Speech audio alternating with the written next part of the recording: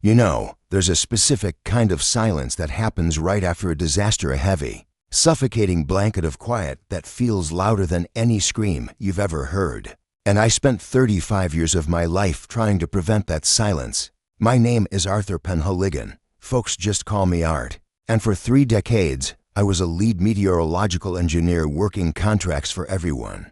From the National Weather Service to FEMA, I've stood in the wreckage of Joplin. I've walked the flattened streets of Moore. And I've looked into the eyes of people who lost everything because they had 30 seconds of warning when they needed 5 minutes. So when I finally retired, I thought I was done with the noise, done with the adrenaline, and done with the nightmares.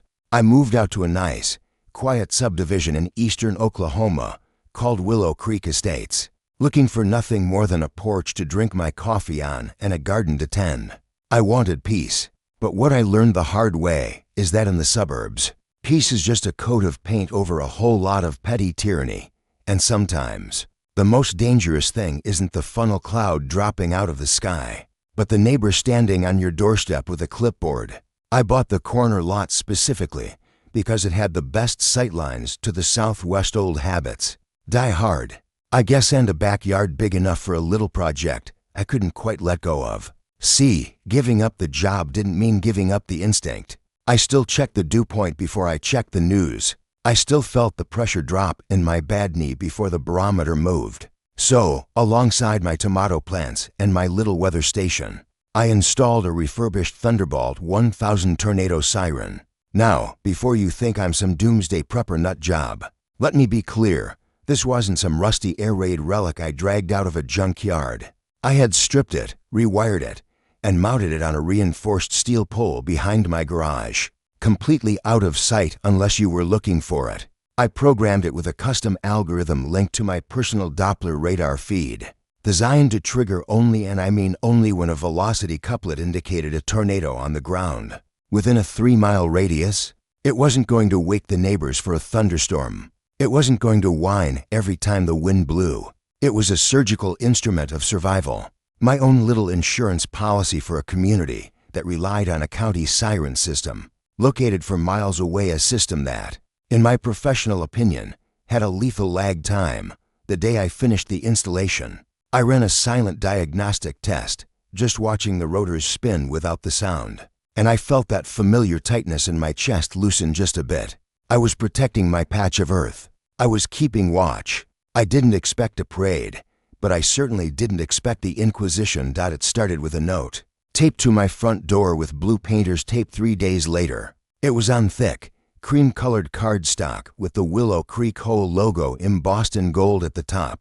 It read, "Dear resident, it has come to the board's attention that an unauthorized industrial structure has been erected on your property. This is a violation of Section 4.2 regarding aesthetic harmony and Section 9.1 regarding unauthorized utility equipment. Please remove the structure within 72 hours to avoid penalties. Sincerely, Beverly Sterling, HOA President." I chuckled. I honestly did. I thought, okay, Art, you're the new guy. They don't know who you are. They don't know that this industrial structure is a lifesaver. I figured a simple conversation would clear it up. I underestimated Beverly Sterling. Beverly was one of those women who treated the neighborhood covenants like they were the 10 Commandments, and she was Moses coming down from the mountain. I called the number on the letter, got a voicemail, and left a polite message explaining my background, my credentials, and the fact that the siren was effectively invisible from the street. I even offered to host a little neighborhood safety seminar. I thought that was the end of it. 2 days later, I was out weeding the peppers when I heard the click-clack of heels on my driveway. I looked up to see a woman who looked like she'd been cut out of a catalog. For aggressive suburban living, immaculate blonde bob, a blazer that cost more than my first car, and a look on her face that could curdle milk. "Mr. Penhaligon?" she asked, though it sounded more like an accusation than a question. "That's me," I said, wiping the dirt off my hands and standing up. "You must be Beverly. I got your note." She didn't offer a hand. She just pointed a manicured finger toward the back of my house. "That thing," she said, her voice tight and clipped, "is still there." "Well, yes, ma'am," I said, trying to keep my tone easy, the way I used to talk to panicked mayors during flood evacuations. That's a severe weather alert siren. I refurbished it myself. Given that we're sitting in the middle of Tornado Alley and the nearest county siren is miles away, I figured you could ignore the rules. She cut me off, her eyes narrowing behind designer sunglasses. This isn't an industrial park, Mr. Penhaligon. This is a premier residential community. We have standards. That pole is an eyesore, and the very idea of a siren is. Frankly, it's disturbing. It creates a culture of fear. We don't want our children playing in the yard wondering if they're going to be blown away. I blinked, genuinely stunned. With all due respect, Beverly, they should know what to do if they're going to be blown away. Ignorance isn't safety. That siren is calibrated to save lives. I spent 35 years working with FEMA. I know what I'm doing. I don't care if you worked for the President of the United States, she snapped, opening a leather folder she was clutching. The bylaws are clear. No unauthorized structures. No noise nuisances. You have until Friday to take it down, or we start fining you $50 a day. And if you refuse, we'll put a lien on your house. Welcome to the neighborhood. She turned on her heel and marched away before I could even get a word in edgewise. I stood there in my garden, feeling the heat rise up my neck, and it wasn't from the Oklahoma sun. It was that old, familiar frustration of dealing with bureaucrats who cared more about paperwork than people. Only this time, it was personal. I didn't take it down. In fact, I went inside, poured myself an iced tea, and pulled up the state statutes regarding private emergency equipment. I found exactly what I was looking for, a clause that protects private disaster mitigation systems from local interference provided they meet safety codes. My siren was up to code. It was grounded, stable, and silent unless triggered. I drafted a formal letter to the HOA board citing the statute, attaching copies of my FEMA certifications, and formally requesting a hearing. The hearing was a joke. It was held the following Tuesday in the community clubhouse, a room that smelled like floor wax and stale coffee. There were about 20 neighbors there, mostly looking bored, until Beverly took the podium. She didn't introduce me as an expert. She introduced me as a nuisance. We have a new resident, she announced, her voice dripping with fox concern, who has decided that our beautiful community needs to look like a Cold War airbase. He has installed a massive, loud siren in his backyard, right next to the Miller family's swing set. The board feels this creates undue anxiety and ruins the visual continuity of Linen Trail. She looked at me then, a smug little smile playing on her lips. Mr. Penhaligon, do you have anything to say before we vote on the removal order? I stood up, feeling 70 eyes drilling into me. My name is Art, I said, my voice projecting clearly. I'm not trying to scare anyone. I'm a retired meteorological engineer. That siren is a backup. The county system has a delay sometimes up to 2 minutes. In an EF4 or EF5 tornado, 2 minutes is the difference between life and death. I'm offering this as a free service to the neighborhood. It won't go off unless there is a confirmed threat right on top of us.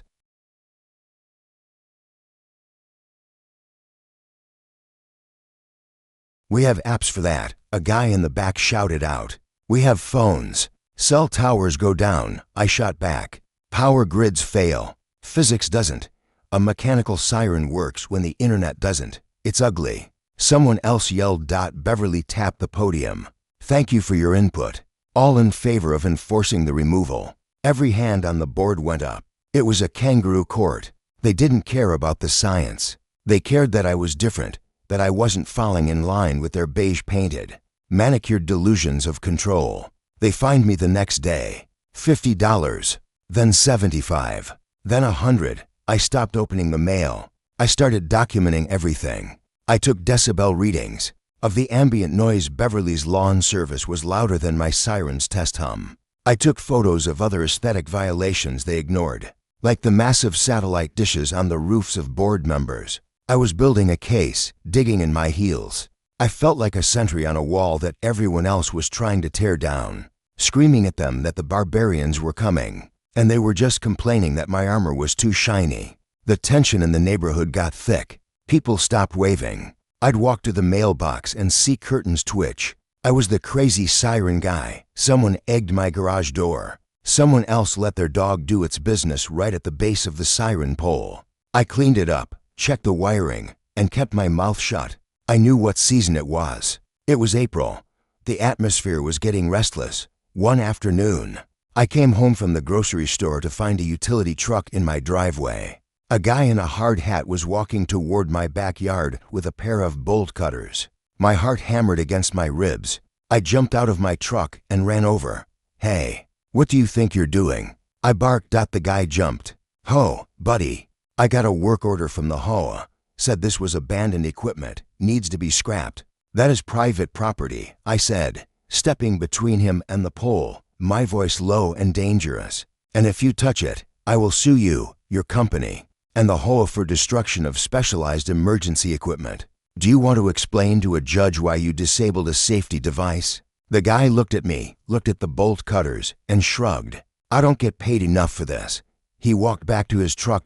10 minutes later, Beverly was pounding on my door. I opened it, and she looked ready to spit venom. "You threatened a contractor," she shrieked. "That is harassment, Mr. Penhaligon. We are escalating this. Our lawyers are filing an injunction tomorrow. We will rip that monstrosity out of the ground, and we will bill you for the labor." "Beverly," I said, leaning against the doorframe, feeling tired. "Look at the sky. Don't change the subject." "Look at the sky," I repeated, pointing west. It was a brilliant, cloudless blue, but there was a haze on the horizon, a milky white film that I knew meant high-level moisture was streaming in. The cap was building. The energy was storing up like a compressed spring. "I don't care about the sky," she hissed. "I care about my property values. You are ruining this neighborhood. You are a paranoid old man who thinks he knows better than everyone else. Well, you don't. You're going to lose this house, Arthur. Mark my words." She stormed off, and I watched her go. I looked back at the western horizon. "I hope I'm wrong," I whispered to myself. "God, I hope I'm wrong." But I wasn't. 3 days later, the atmosphere broke. It was a Thursday. The humidity had been climbing all morning, making the air feel heavy and sticky, like you were breathing soup. By 2 p.m., the National Weather Service issued a watch. Not a warning, just a watch. Conditions were favorable. The sky turned a bruised purple color that I had seen a dozen times before in places that didn't exist anymore. I was in my home office watching my radar setup. The data was terrifying. A supercell had formed 3 counties over and was tracking northeast, right down the turnpike, right toward Willow Creek. It was cycling, dropping funnels and lifting them back up, playing hopscotch with disaster. At 4:15 p.m., my system flagged a velocity couplet. It was tight, it was strong, and it was 10 miles out. I grabbed my radio. The county sirens were silent. The TV was still showing a soap opera. The local news hadn't cut in yet. This was the gap. This was the delay I had warned them about. The rotation was increasing rapidly. It wasn't just a storm anymore. It was a grinder. I ran to the back door and looked at the siren. The red ready light was blinking. Then I saw Beverly. She was in her backyard, 2 houses down, hosting what looked like a garden party. There were folding tables, iced tea pitchers, and about a dozen neighbors laughing and talking. They had no idea. The fence blocked their view of the western horizon, and the wind was blowing the sound away from them. I checked the radar one last time. The hook echo was undeniable. A debris ball, the signature of a tornado tearing things apart, had just appeared on the screen. It was on the ground, and it was heading right for us. I didn't hesitate. I smashed the plastic cover over the manual override button on my desk and slammed my fist down.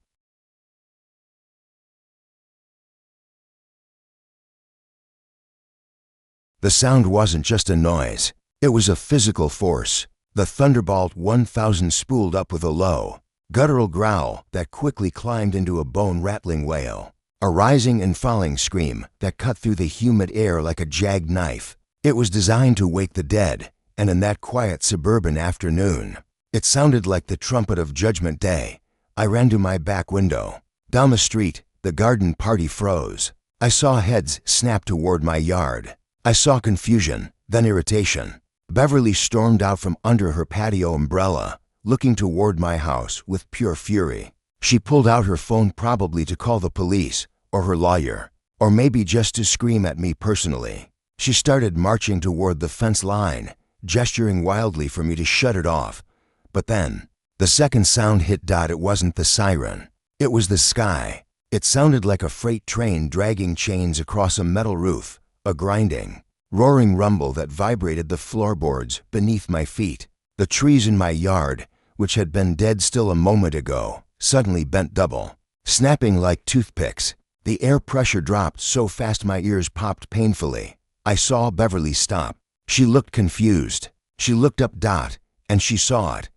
Over the roofline of the houses across the street, a massive, charcoal gray wall of cloud was rotating. It wasn't a distant funnel. It was a wedge, a monstrous, grinding mass of debris that filled the entire horizon. It was eating the world. I saw roofing shingles lifting into the air like confetti. I saw a trampoline tumbling through the sky 100 feet up. The color drained from Beverly's face so fast she looked like a ghost. She dropped her phone. She stood there, frozen, paralyzed by the sheer scale of the death coming for her. Her guests were scattering, screaming, diving under tables which wouldn't save them, or running for their cars, which was a death sentence. Move! I screamed, though I knew she couldn't hear me over the siren and the roar. I didn't think. I just reacted.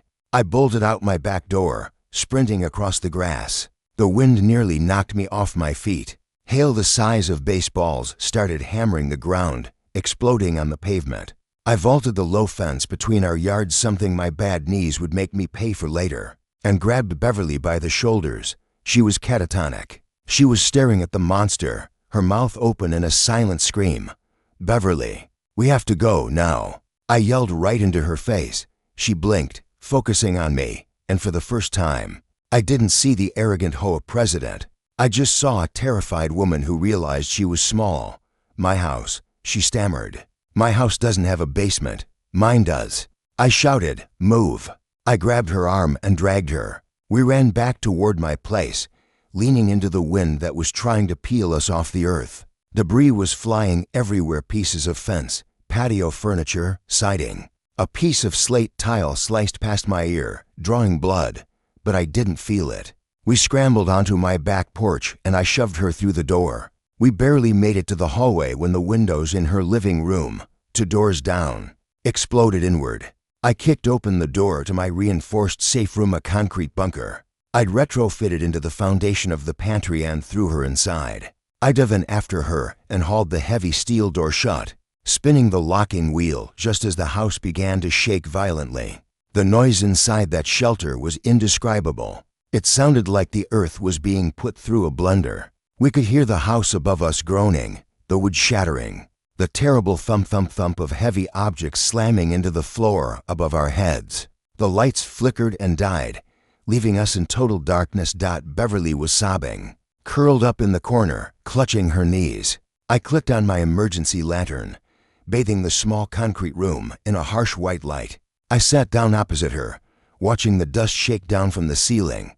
"Is it going to kill us?" she whispered, her voice trembling like a child's. "No," I said, my voice steady, though my heart was racing like a hummingbird. "This room is solid concrete. We're safe." The siren gave us 2 minutes.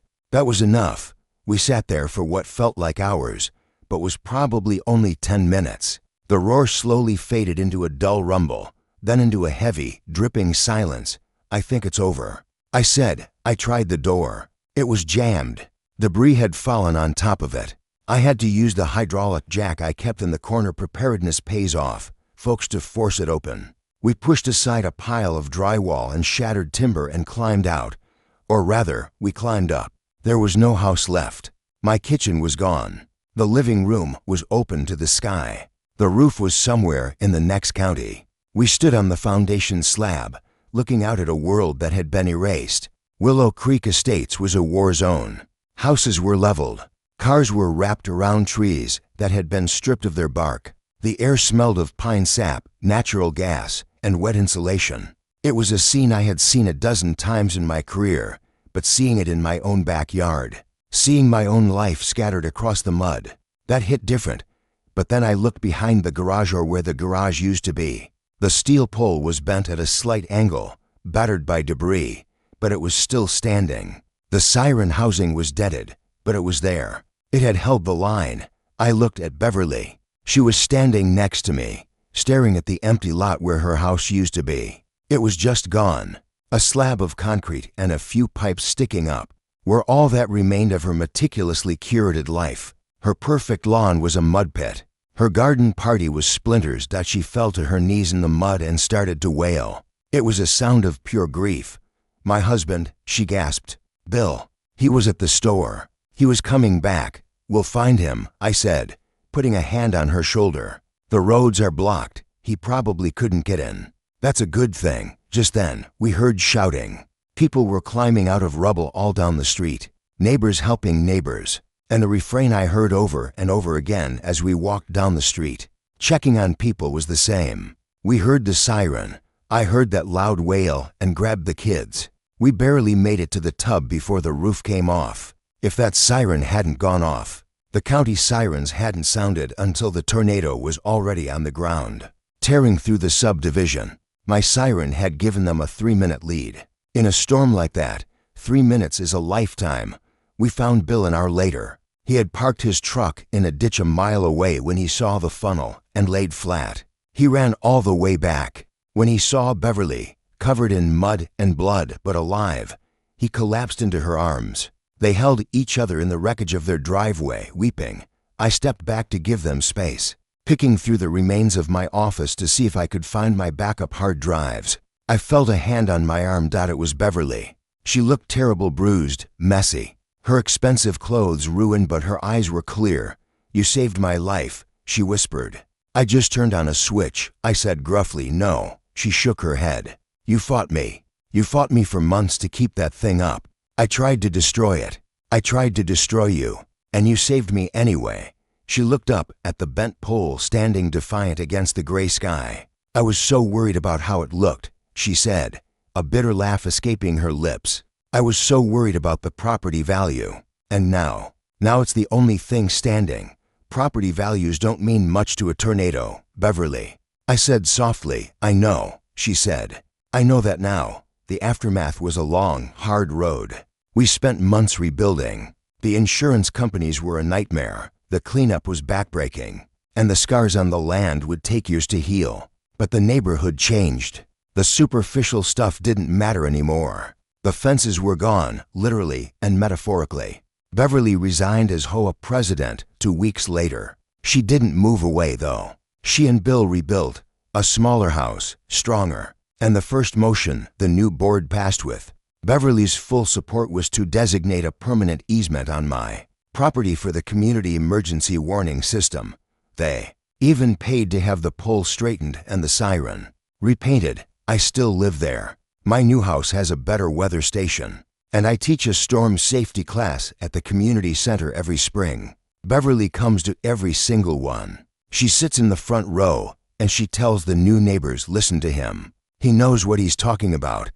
I look at that siren sometimes, humming quietly during its monthly test, and I think about the cost of pride. I think about how close we came to silence, and I realize that the most important thing a neighbor can do isn't to keep their grass cut or their trash cans hidden. It's to watch the horizon and to scream when the danger comes, even if no one wants to hear it. So, here's a question for you folks.